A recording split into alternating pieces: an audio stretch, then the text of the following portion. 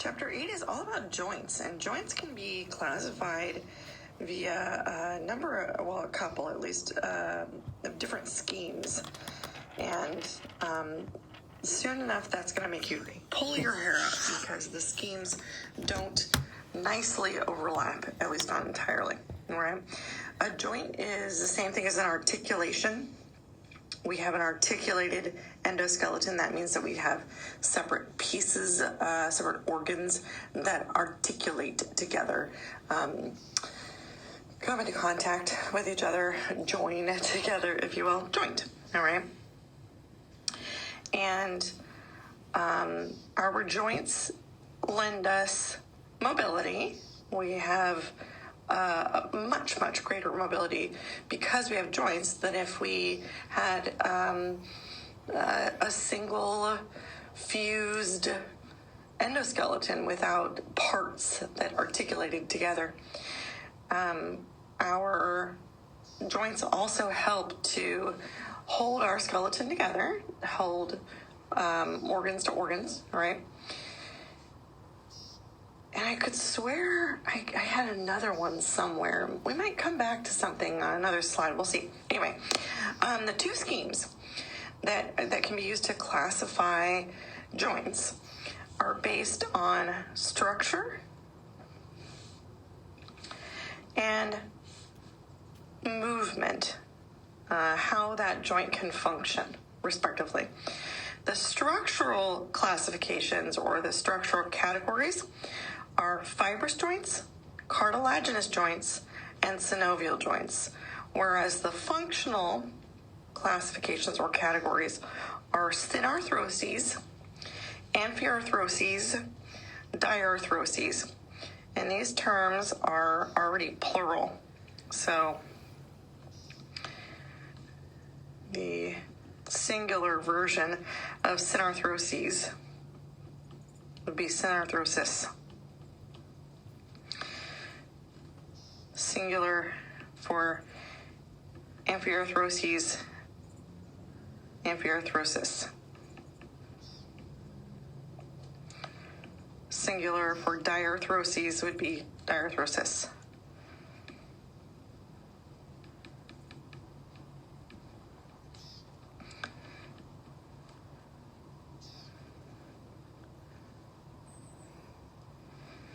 We'll go over the structural classes first, but as we're working through, we'll also bring up these functional descriptors as well. So we need to know up front that synarthrosis means immovable joint. The joint allows no movement of the bones involved, okay, whatsoever. That doesn't mean that the bones or some of the bones involved can't move with respect to other bones that are not an aspect of that particular joint, but that particular joint does not move, okay? And amphiarthrosis is an ever so slightly movable joint and is not a very clear fence sitter, because diarthroses are freely movable joints, but some are more wildly movable than others. And so those that offer free but subtle movement are very easily confused with amphiarthroses.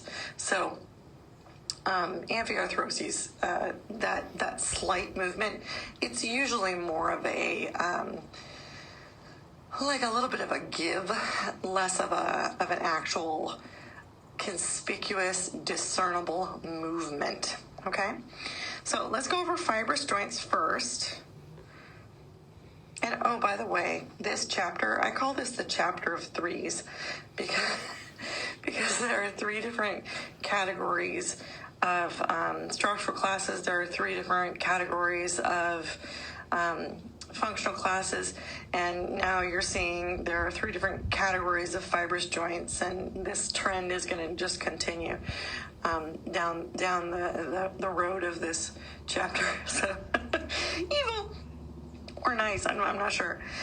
Fibrous joints are joints or really comprised of bones that are connected to each other via dense fibrous connective tissue. So likely dense regular connective tissue, but hopefully you recall that dense fibrous is kind of a vague way of saying either dense regular or dense irregular, or possibly even and or both. Okay. Fibrous joints do not feature a joint cavity. That probably doesn't have a lot of context right now, but it will later. Fibrous joints, most of them are immovable, and the functional class that we would use would therefore be synarthrosis. Most fibrous joints are synarthrotic. Okay? Some, very few, fibrous joints are slightly movable. Which functional class? Yeah, a few are amphiarthrotic. Okay? What determines whether a fibrous joint is synarthrotic or amphiarthrotic is how long those connective tissue fibers are. If they're short, then that lends or yields, I should say, an immovable joint. If they're long enough, then that can yield a slightly movable joint. Okay? The three types of fibrous joints are sutures, syndesmoses, and gomphoses. And another thing you'll notice about this chapter is that everything will eventually feel like it starts with S. Sutures, syndesmoses, and gomphoses. Let's look at sutures first. Sutures are actually a bit of a conundrum, especially because you've already studied the skull, hopefully. My goodness. If you haven't studied the skull yet, then you're quite behind because you've already taken a skull quiz. Honey. Anywho, sutures are often joints between very interlocking bones. So bones that have a lot of lacing or a lot of fingers that meet together, like the projections on a jigsaw puzzle. Okay, and that alone makes these pretty dang tight joints and very fitted joints. All right, but the fibers that sit between the interlocking bones are also very, very short. So these are synarthrotic fibrous joints. Okay, now here's what's evil. What you and I have been calling suture, lambdoid suture, sagittal suture, right? Coronal suture. In our bodies, chances are we don't have any actual sutures left. Chances are they've all become ossified. Well, I don't know how old you are, but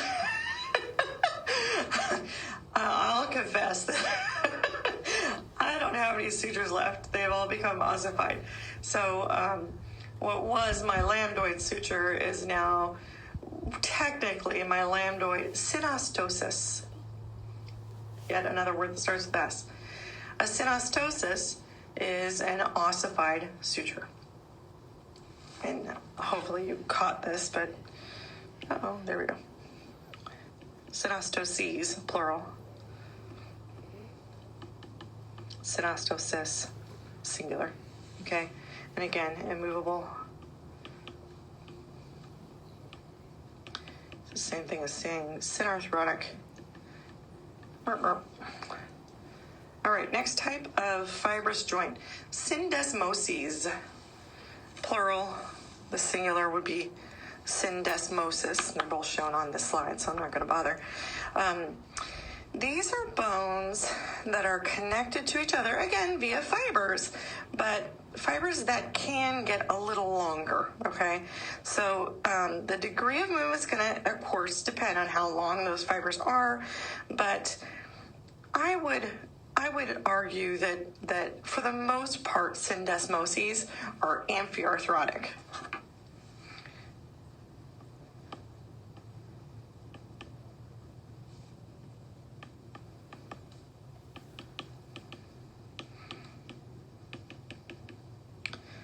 slightly movable. Okay, and the two kind of go-to examples are both located in your limbs. Okay, this is distal leg, just about to the ankle. Okay, and we're looking at the joint between tibia and fibula of, in this case, the right leg. Okay, and there's this really rather short ligament-like fibrous bridge between the two, making this joint a syndesmosis. Okay, this particular joint offers very, very little movement. So you could argue it's somewhere between synarthrotic and amphiarthrotic. Okay, whereas we also have a similar joint between the radius and ulna, again distally, so this time near the wrist. Okay, that offers a little more movement, and that's because the radius has to be able to spin on its head, so proximally. Okay, and so we need a little more give. All right, so much closer to amphiarthrotic than synarthrotic. Gomphoses. I actually have an easy time remembering gomphoses because the word to me looks like gopher. And when I think of a gopher, I think of the characteristic that all rodents have in common, ever growing incisors. I think of teeth. Gopher teeth. And sure enough, gomphoses are very, very, very short fibers anchoring our teeth into our alveolar sockets. Very short.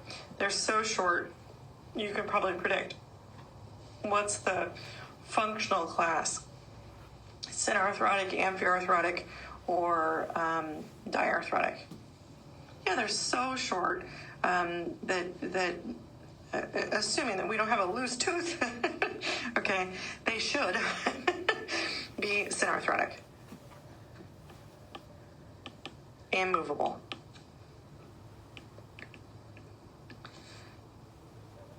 Gomphoses, plural, gomphosis, singular. Hopefully you're catching that drift. All right, let's look now at the cartilaginous joints. There are just two subcategories of cartilaginous joints. The synchondroses, yay, it starts with an S. And the symphyses, yay, it starts with an S. In this case, what's binding the articulating bones together, what's sort of interceding in their articulation is cartilage, all right?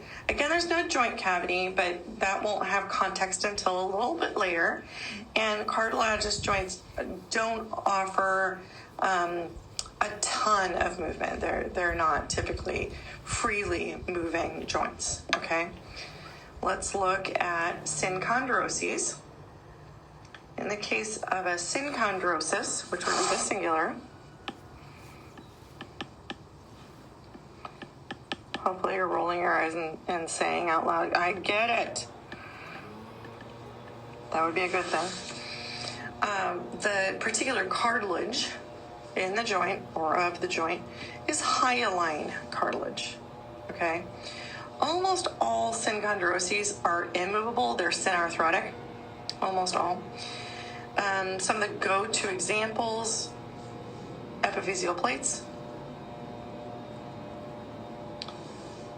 All right, which will, of course, become synostoses, like our sutures, following plate closure. Once we transition from an epiphyseal plate to an epiphyseal line, this is no longer a synchondrosis, it's a synostosis. Anywho, the cartilage that allows the very first ribs to articulate with the sternum, specifically the manubrium of the sternum, that region of the sternum. That's hyaline cartilage, and that's considered a synchondrosis. Okay. Let's look at symphyses. Again, cartilage, of course, but this time, the type of cartilage is fibrocartilage, all right? And we already, hopefully, have practiced where in the body to find fibrocartilage. And so sure enough, intervertebral discs are examples of symphyses, or each one would be a symphysis.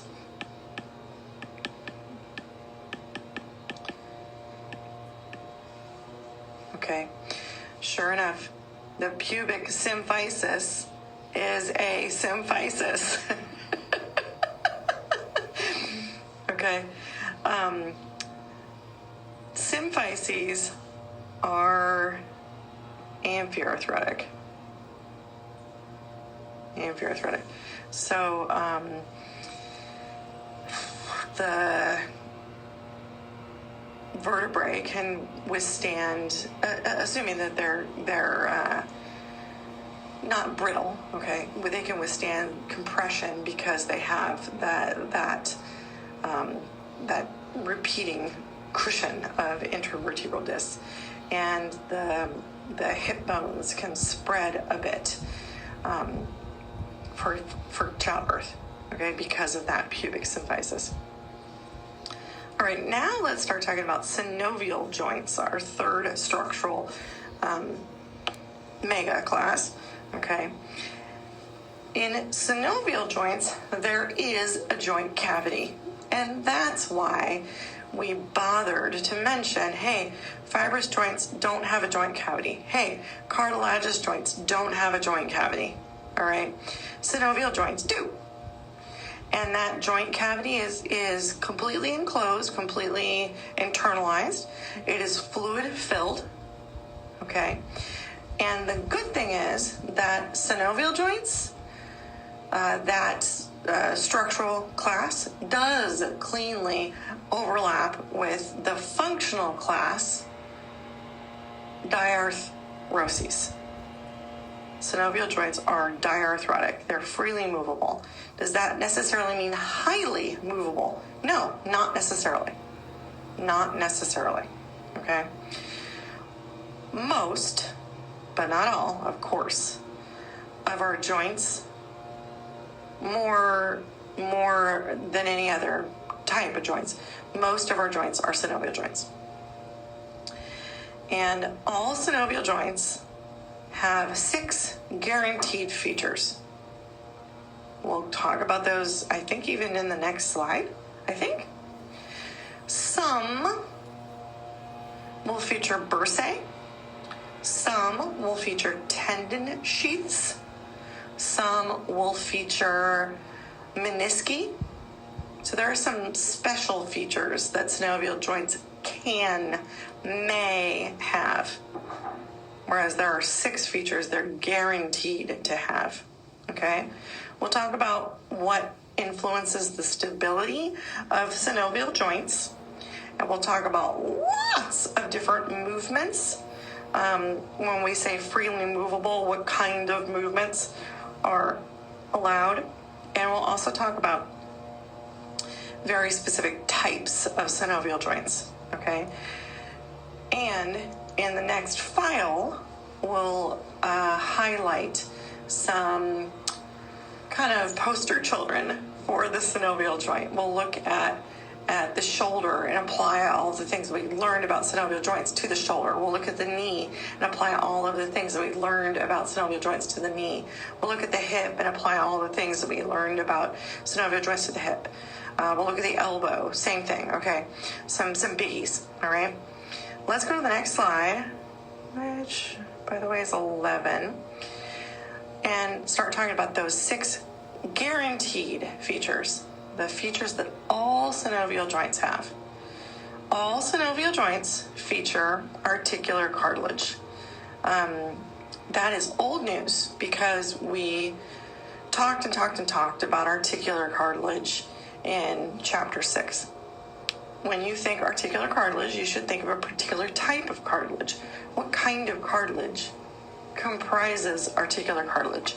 Yeah, hyaline cartilage. Okay? That way, that hyaline cartilage is taking the brunt of any abrasive stress.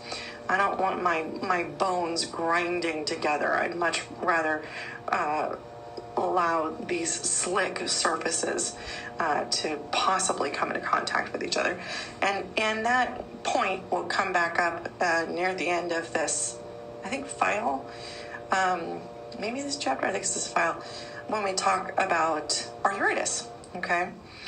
All synovial joints have a synovial cavity filled with fluid, and that fluid is called synovial fluid. Articular cartilage, synovial cavity. All synovial joints have an articular capsule. Articular cartilage and articular capsule are two different things. The articular capsule is really what establishes, really what isolates the synovial cavity. And it's comprised, or its wall is comprised of two layers. One external layer called the fibrous layer, and another internal, deeper layer called the synovial membrane. The fibrous layer of an articular capsule is comprised of dense, irregular connective tissue, and therefore you might think of it as sort of a synovial joint's private fibrous capsule. Okay? The synovial membrane, however, is comprised of loose areolar connective tissue, delicate, okay, and it is responsible for producing synovial fluid. Okay. The fibrous layer, but not the synovial membrane, is continuous with the periostea, that's plural for periosteum, of the articulating bones. Okay. All synovial joints feature synovial fluid, hopefully, duh. If you've got a synovial cavity, then you've got synovial fluid, okay? And synovial fluid is a fairly slippery fluid that is derived from the plasma in blood, okay? The capillaries that are necessary to derive synovial fluid from are housed in the synovial membrane of the articular capsule. Okay? And one of the components of synovial fluid is hyaluronic acid. However, the amount of hyaluronic acid in synovial fluid can vary. We have or feature more hyaluronic acid in our synovial fluid when we're active, and that actually helps to thin synovial fluid, make it less viscous. Okay. I just realized I misspoke, so I'm glad I'm catching this. Hyaluronic acid is the content isn't actually going to vary that much. The hyaluronic acid content of synovial fluid. However, the viscosity of hyaline, or hyaluronic, I should say, acid does vary. When we're active, it thins out. When we're inactive, it's thicker. So make sure that you caught that as well. Sorry, pardon me. Synovial fluid, therefore, acts as certainly a cushion, but also a lubricant. Okay? And synovial fluid is really cool because, well, I think this part's cool. Articulating or articular cartilage is porous enough, is comprised enough of fluid that when we are compressing putting force on a synovial cavity when the joint itself is compressed, synovial fluid will seep into our articular cartilages. And when we relieve that pressure, the synovial fluid will seep back out of our articular cartilages and into the synovial cavity. And because of this kind of seeping in and out, seeping in and out, seeping in and out, there's kind of a flow. There's kind of a flushing. And therefore, synovial fluid helps to deliver nutrients and also remove waste from that hyaline cartilage. Why might hyaline cartilage need help with that? Well, it's not vascularized. Okay, so synovial fluid helps to kind of flush articular cartilage rather. That's pretty cool. And also, it's pretty standard to find in synovial fluid many phagocytic cells that will clean up any debris. So far we have 4 guaranteed features: an articular capsule, not to be confused with articular cartilage, a synovial cavity, and therefore also synovial fluid. Same list, I just needed another slide. Okay. All synovial joints feature some reinforcing ligaments that help stabilize the joint. Those ligaments may be outside the articular capsule, in which case they would be called extracapsular ligaments. They may be inside, just barely inside the articular capsule, in which case they would be called intracapsular ligaments, okay? Or they may simply be an extra thick fibrous layer, in which case they would be called capsular ligaments. Some joints have capsular and extracapsular and intracapsular ligaments. Some have only one type, some have 2 types. But let's say a joint has only capsular ligaments.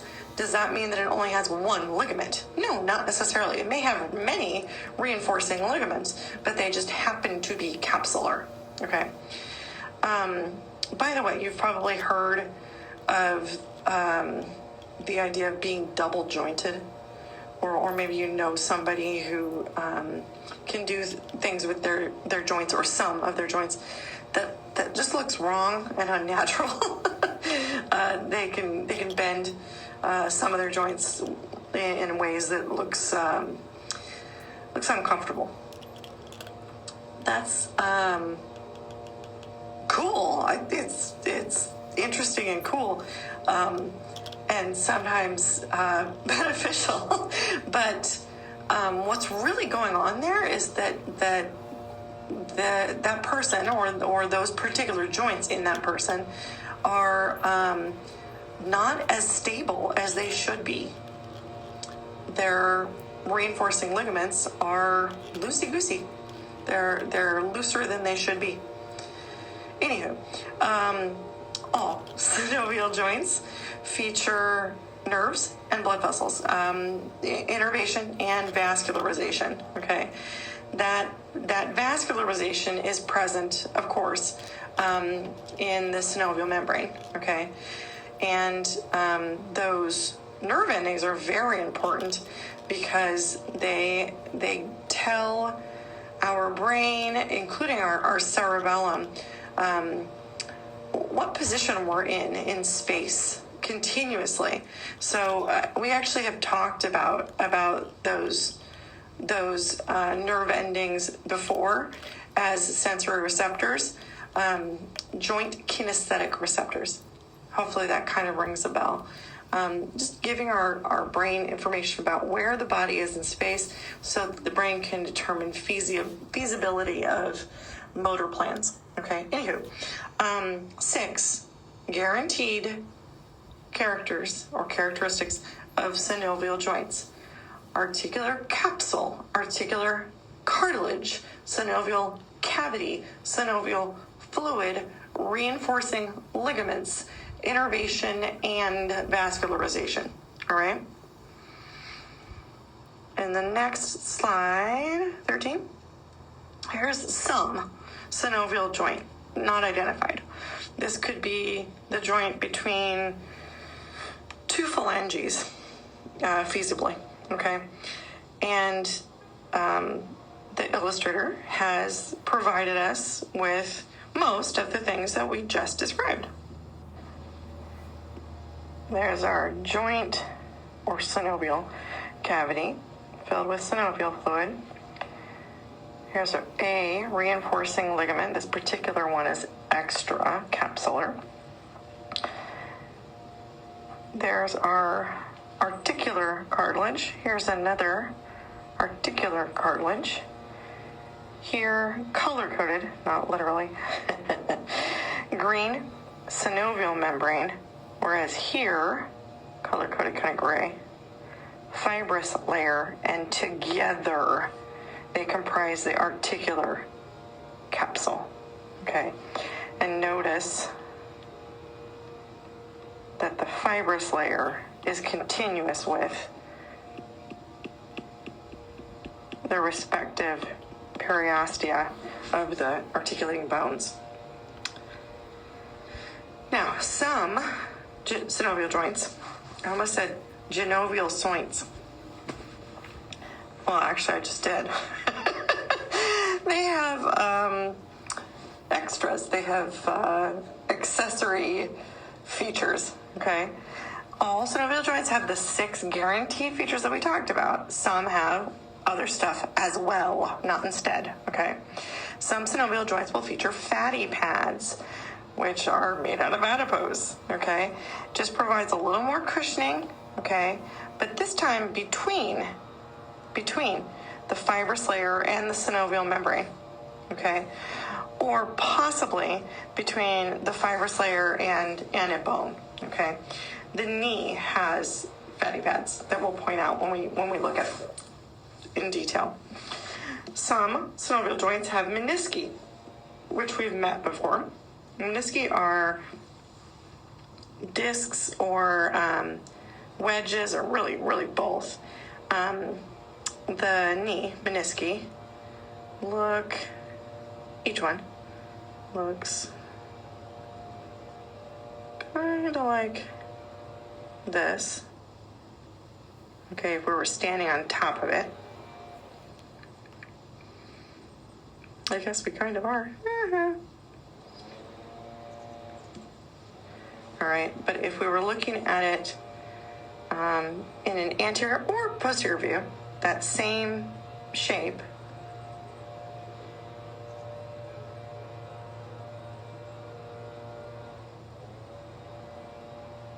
would look like this. In other words, this region here is not as tall as this region here. This is the tallest part of the disc or wedge. Okay. Each knee has 2 menisci, a lateral meniscus and a medial meniscus. So together, we've seen together, they would kind of look like this.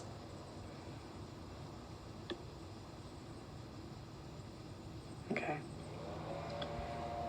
And I do show you a model of the knee joint in, gosh, where did I do that? I think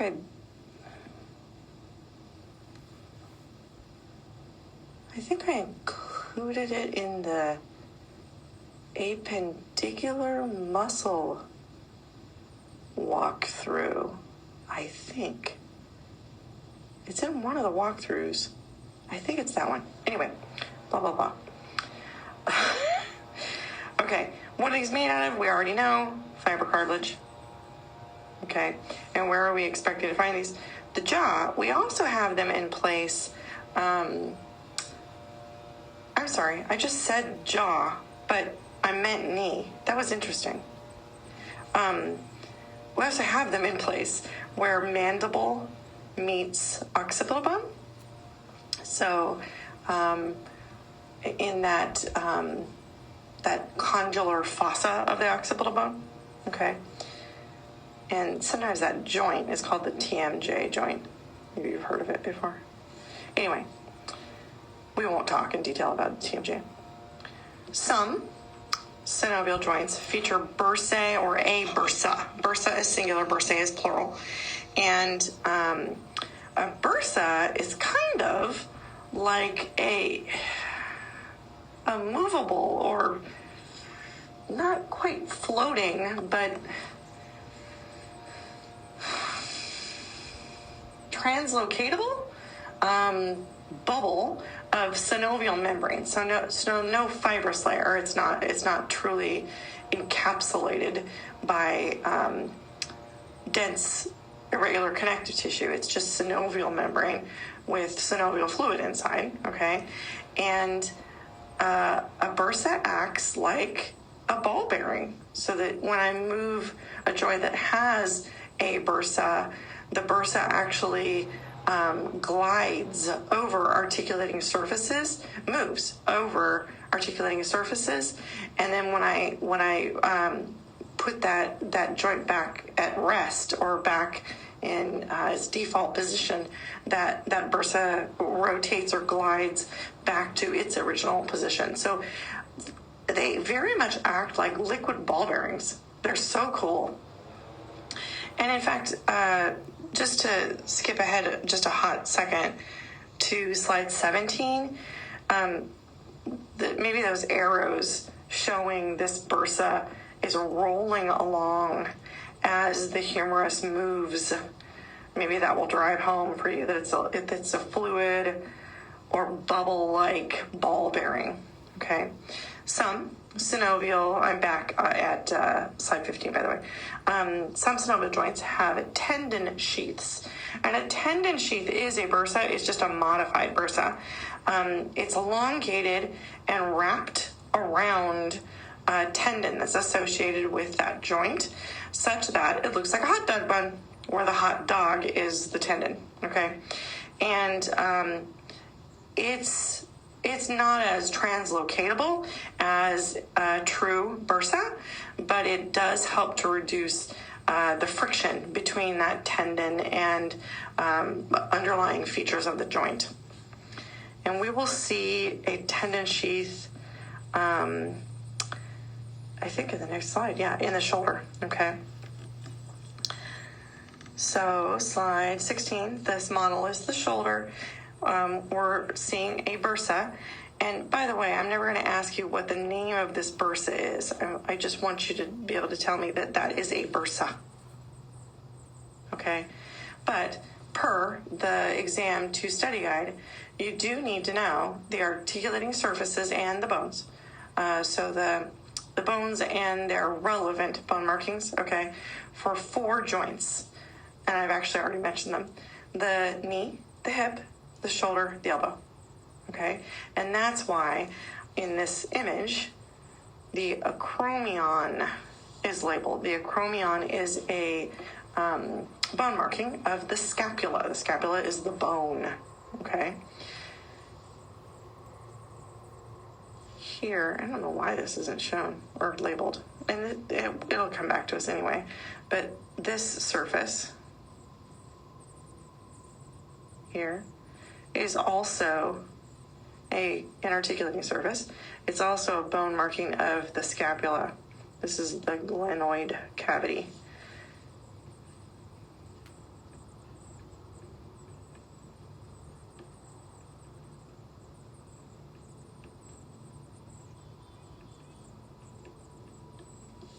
Okay. Here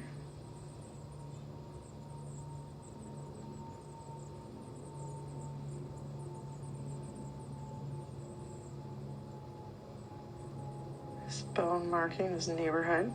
This is the head. Bone is the humerus, so head of humerus. Okay. And this whole shape is acromion, by the way. The whole thing kind of sticking up there. Anywho, two bones, scapula and humerus, with three main articulating surfaces or articulating features, okay? And we'll use this color. Let's point out our classic expected and also extra special synovial features. Sure enough, we've got a synovial cavity filled with synovial fluid. We've got articular cartilage.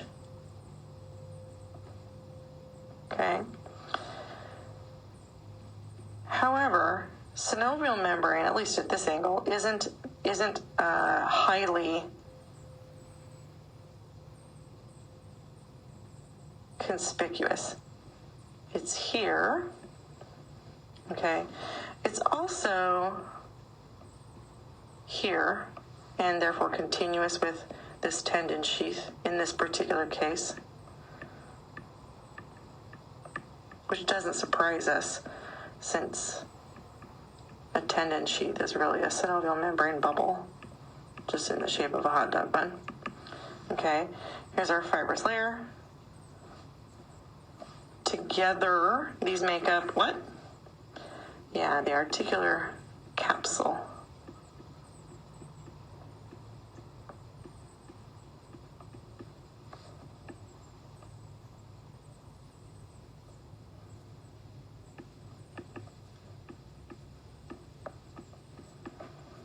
Okay, let's see, did I get everything? That's a gimme. Yep. Now the shoulder also has a bursa.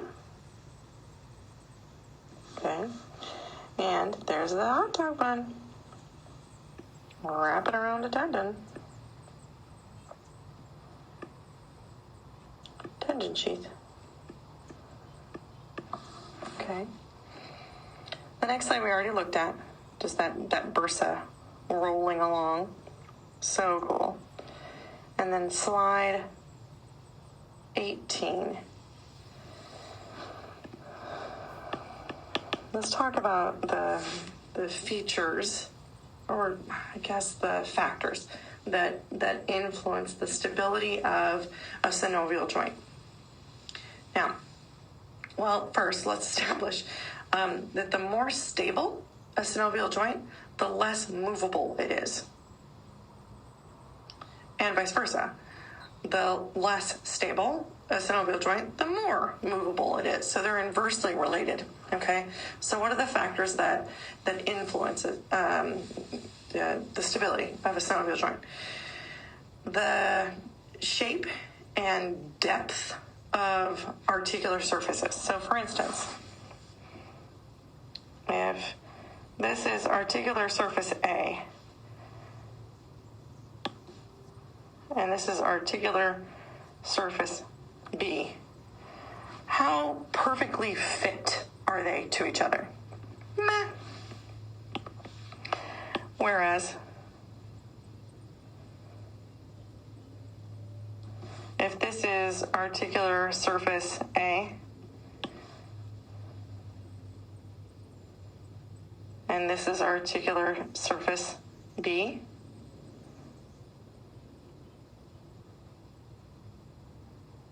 how fit are they to each other? Very, very. So this joint would be more stable. All right. What else is influential? The number of reinforcing ligaments. The greater the number, the more stable the joint. And the position of reinforcing ligaments. Here's one way to think of that. Let's say here's a couple of bones that are articulating a joint, okay? if all of the reinforcing, let's say there are 20 reinforcing ligaments, okay? If they're all over here,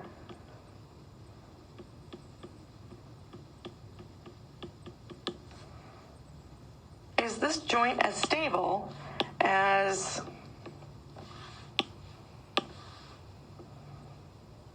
say this one with just 5 total reinforcing ligaments? Probably not. Okay, so position matters. All right. And your book says there are 3. I see 4, and you probably do 2 at this point. 2A and 2B. Okay. And then lastly, muscle tone. If our muscles are toned well, then they keep our tendons taut. Okay, they're not loose. If tendons are loose, that's very much like having loose ligaments. It destabilizes the joint. Okay, so the greater the muscle tone, the more stable. The greater the ligament number, the more stable. The more balanced the position of ligaments, the more stable. And the more perfectly fit, perfectly shaped articulating surfaces are to each other, the more stable. Okay? Now, for many, many slides, we're going to talk about movements that synovial joints allow us to achieve. The bad news is that unless you're willing to get up, stand up, and play a little bit with your body, you're probably not going to understand these. I really think it's necessary for you to move your body in the ways that I'm describing in order for you to go, oh, I get it. Okay? Before we do any of that, we need to nail down the concept of origin and insertion. So, like so much of this chapter, we're going to have to use our imaginations. So, I am standing up at the front of the classroom, and you are sitting down in a chair.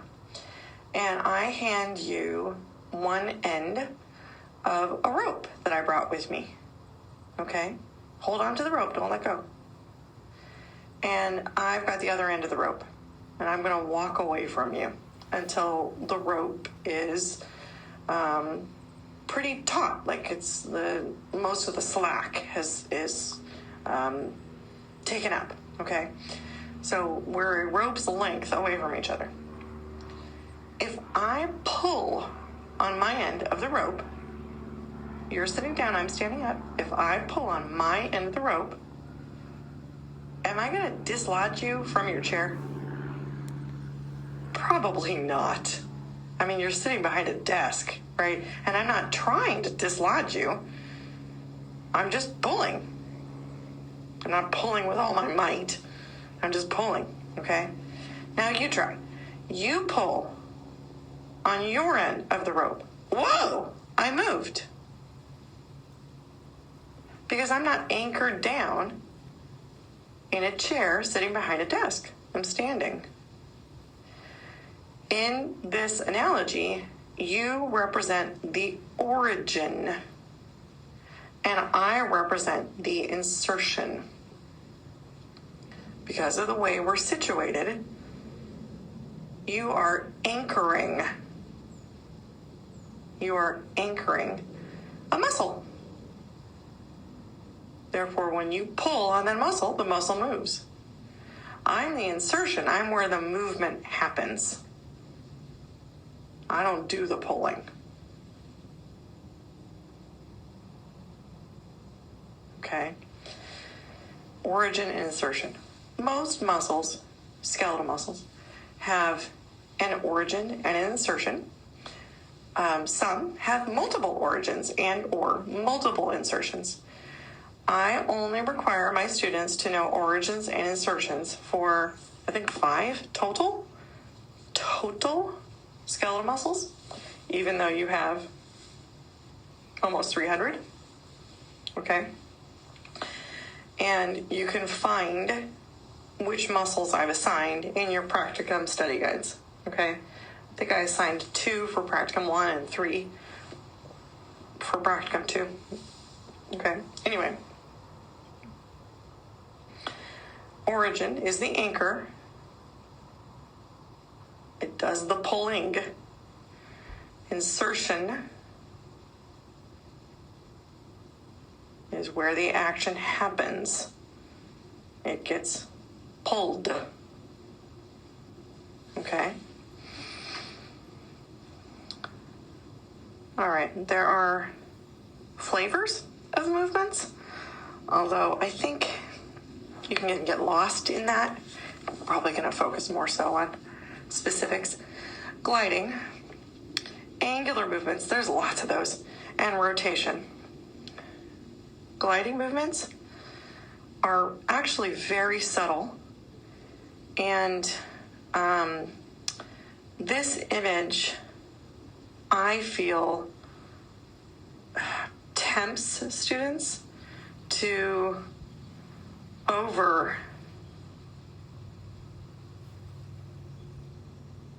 exaggerate and actually achieve more than just gliding. Gliding is really, really subtle.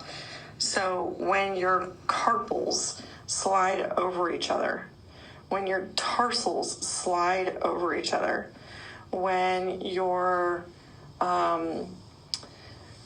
inferior articular facets slide over your superior articular facets of your vertebrae, that's gliding, okay, really subtle. Whereas this image, the fact that it depicts a change in angle, that's not gliding.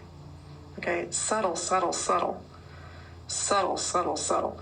I'm of course doing this at the same time because I can't resist. I'm just kind of vibrating my hand. Okay. Angular movements tend to be much more conspicuous. Okay.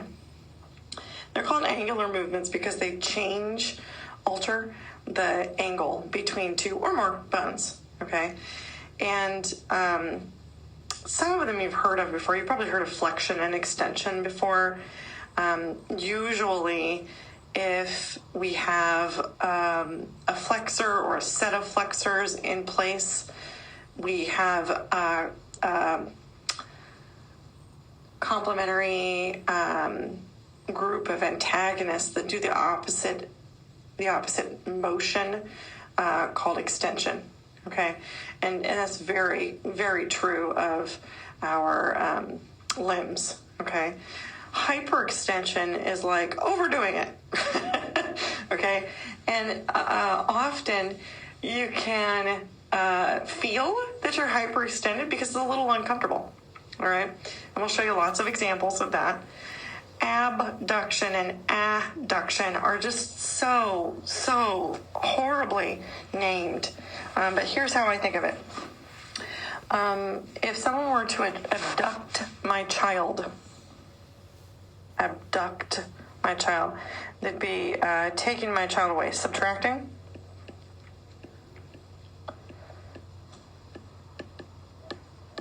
Okay. Whereas if they were to adduct my child, they'd be adding that child back to my family. Don't worry, we'll look at images, okay? And then we'll also talk about circumduction, which is kind of a combination of all of it. It's when we move our limbs in kind of like we're kind of like tracing a cone in the air. And we can do this with our ball and socket joints, so our shoulders and our hips. So let's look at all of this. I'm on slide 23, okay? If your head is simply upright, it's actually extended, okay? Whereas if you look down at your lap, that's flexion, okay? Bring your head back up to its normal position, that's extension. And now tilt your head back so that you're looking at the ceiling, that's hyperextension.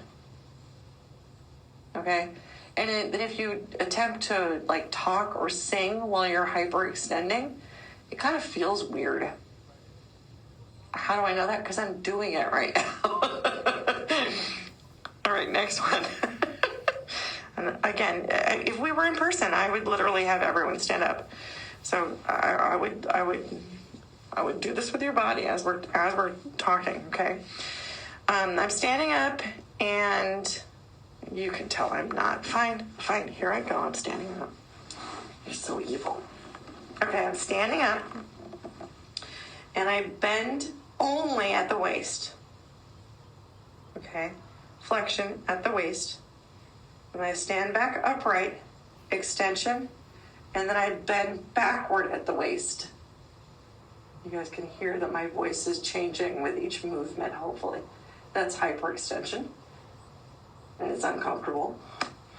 It's like doing downward dog while you're standing up. Okay, our limbs allow us to flex. I can flex at the shoulder, which is what's being shown.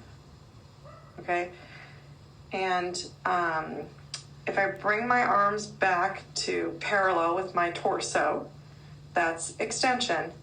And then if I bring my arms behind me, posterior to me, that's hyperextension. And the further back I go, the more I go, ow.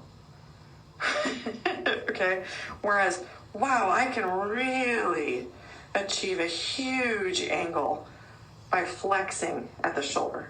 Okay, I can do the same with my leg, either at the hip or the knee. I could do the same with my elbow, right? Flexion and extension. Elbow, you can hyperextend probably a little bit. It depends. Some people are a little more, less stable and can hyperextend more. Okay, hyperextending at your knee hurts. And if you hyperextend at your knee for too long, you'll cut off circulation. That's what locking your knees means. Anywho. Okay, assume anatomical position. Okay, and now abduct. Take away. So raise your arms up because you're going to start to fly. Okay, and then bring your arms back toward anatomical position. Adduction. Okay, now trace a cone in the air with your entire arm. So you're using your shoulder joint. That's circumduction. And you can do the same thing with your hip joint. Just make sure you're not using any other joints, just your hip. And trace a cone in the air and kick things. That was not good. All right, rotation. Do you like this class? No. What are you rotating?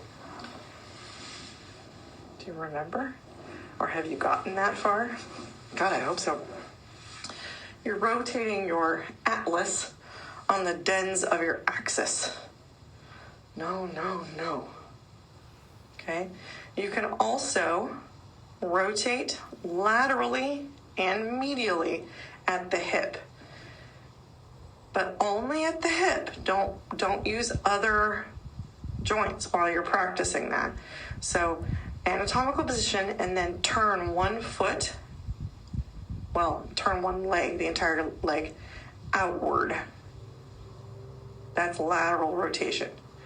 Turn it back toward anatomical position, that's a medial rotation. Okay. What else? We can do that same thing with our arm at the shoulder.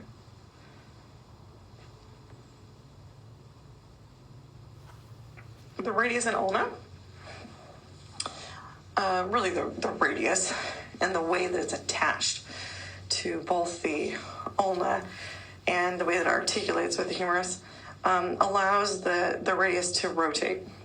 Okay?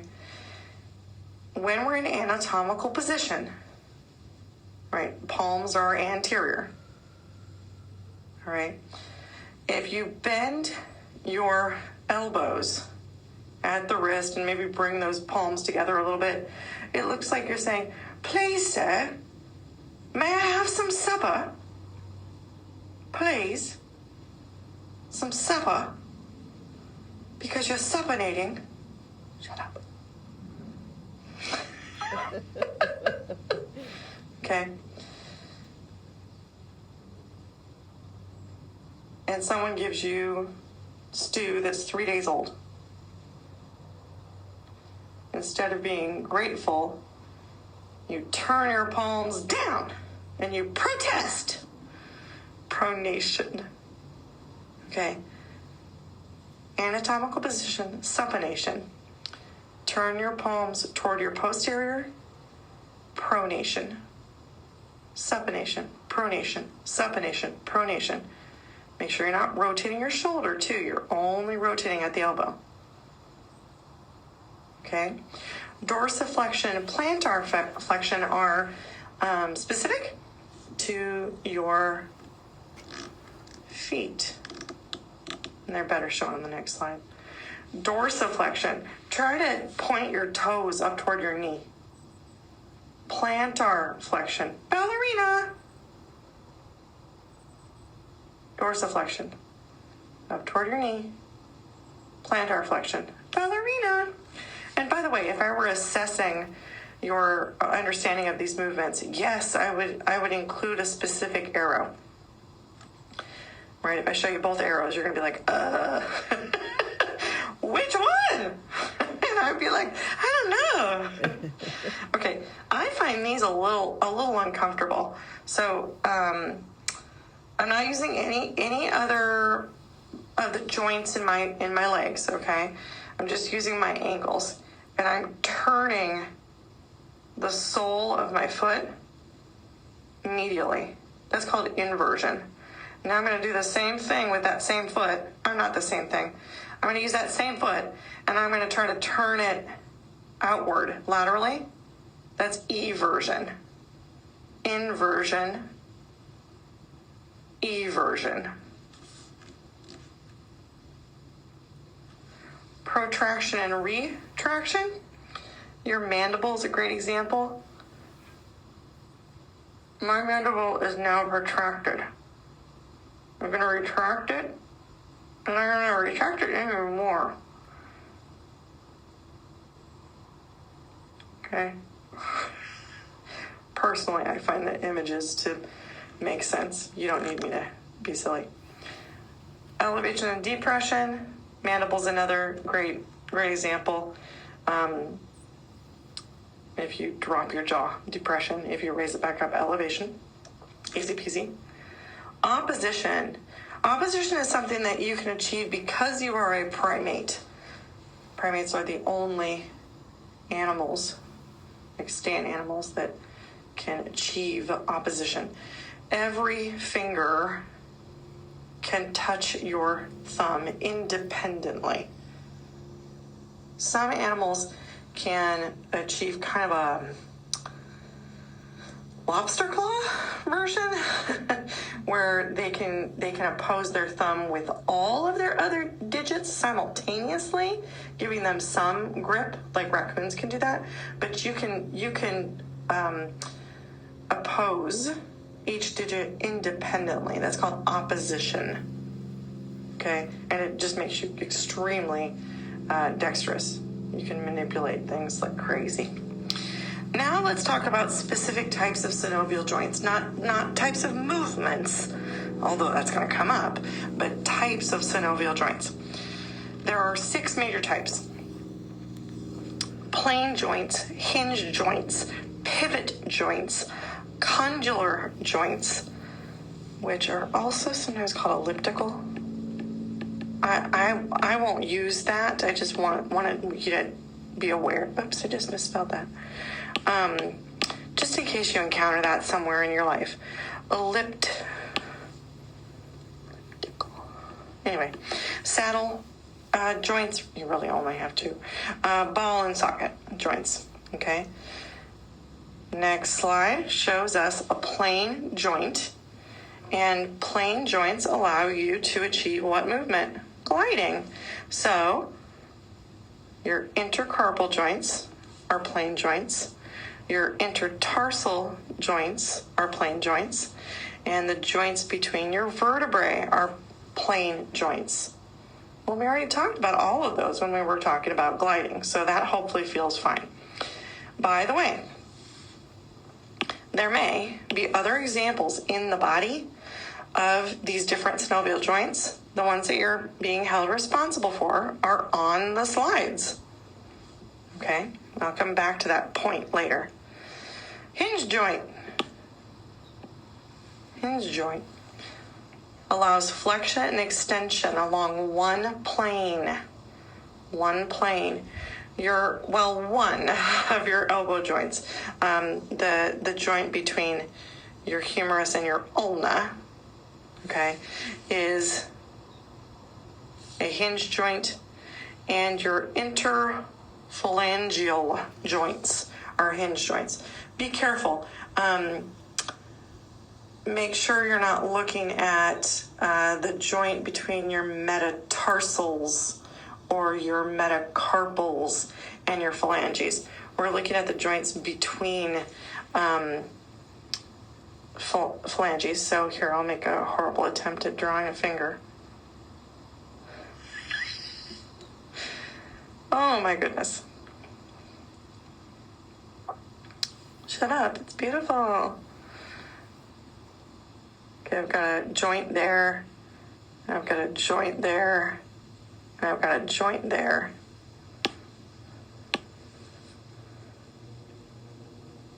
Here's a phalanx. Here's a phalanx. Here's a phalanx. But this, actually I should use a different color. This guy is a metacarpal, okay? So we're talking about that joint, joints between phalanges, okay? Oh, we also know another hinge joint, even though it's not written on the slide yet.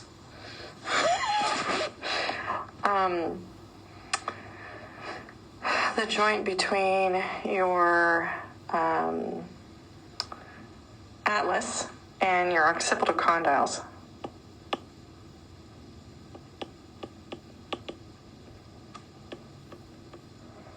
Is a hinge joint. Do you like this class? Yes, I do. Yes, I do.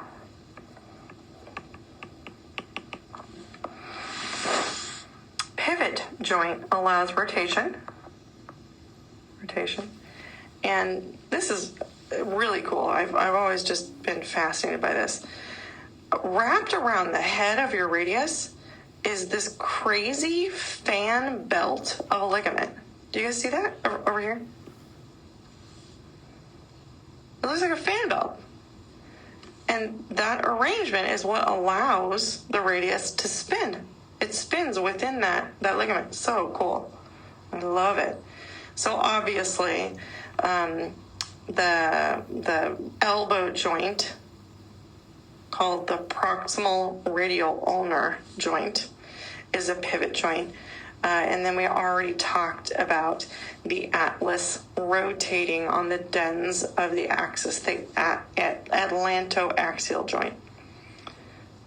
And hey, if you can't remember exactly what the joint is called, tell me. Tell me this.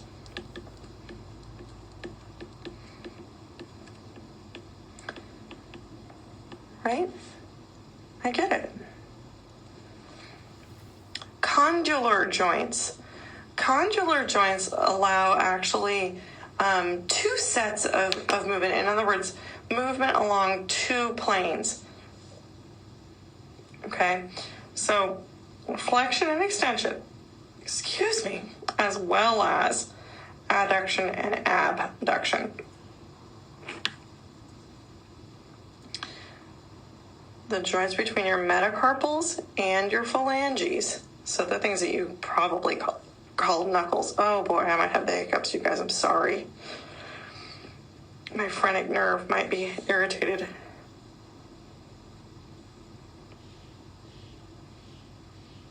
We'll see. Those are condylar joints, all right? Now you might be saying, wait, I can circumduct. Well, if you want to be ornery, you can.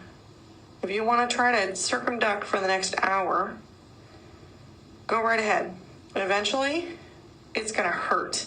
Why? Because you're not meant to do that.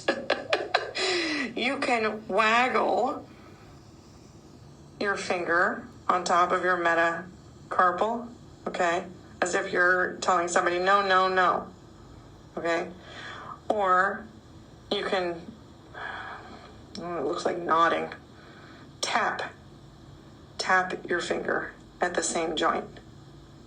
Flexion and extension, whereas that waggle was adduction and abduction. And then your wrists also allow you to do that. And that's why I don't like the image on slide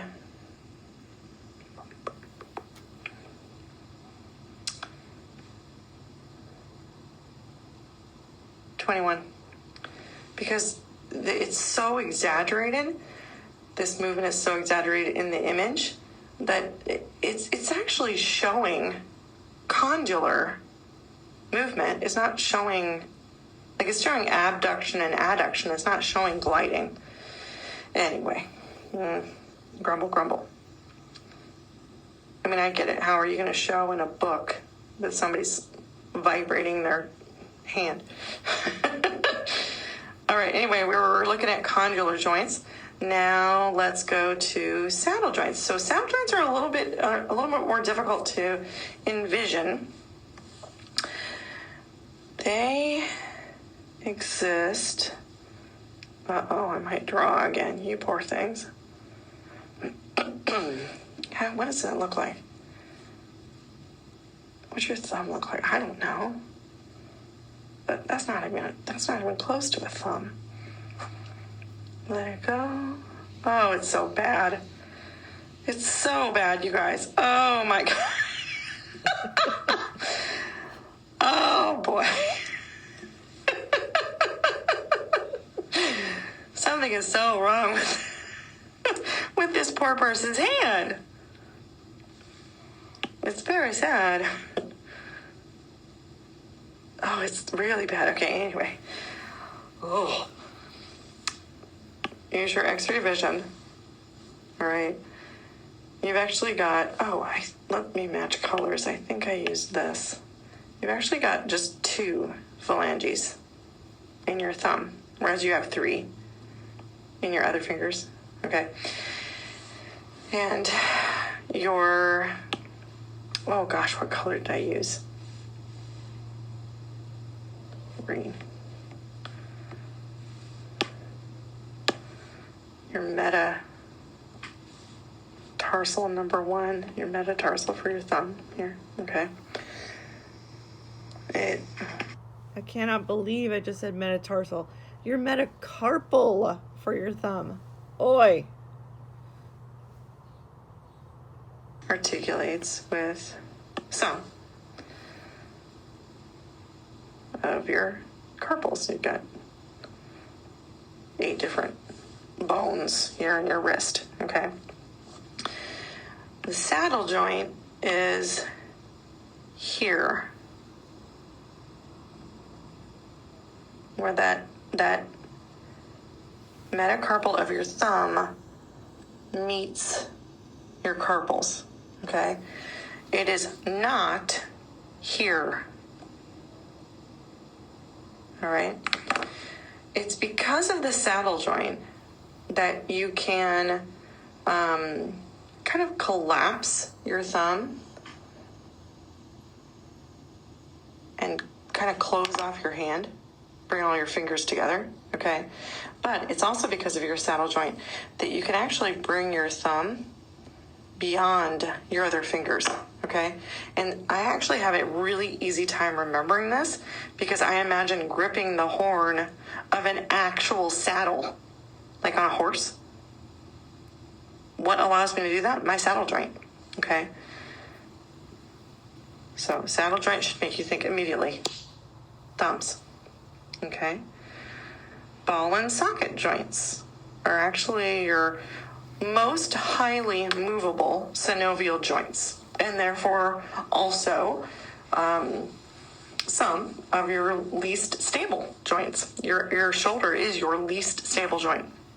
It's even less stable than your hip joint. But your hip joint is also. Oh, I should use the same color. What color was I using for these other guys? Purple. Oh, I guess I haven't been consistent. Oh, shoulder and hip. Okay. Why did these guys get a special category? Yes, because of the shape of the articulating surfaces. The ball is like the head of the femur or the head of the humerus, and the socket is I don't want to jump the gun. The concave surface, receiving surface of the scapula, and the concave receiving surface of the hip bone. Yes, these do have special names, but we'll get there eventually. But also because they allow just about every movement, rotational and angular movement in the book. Abduction, adduction, flexion, extension, hyperextension, circumduction. Okay. Highly, highly movable.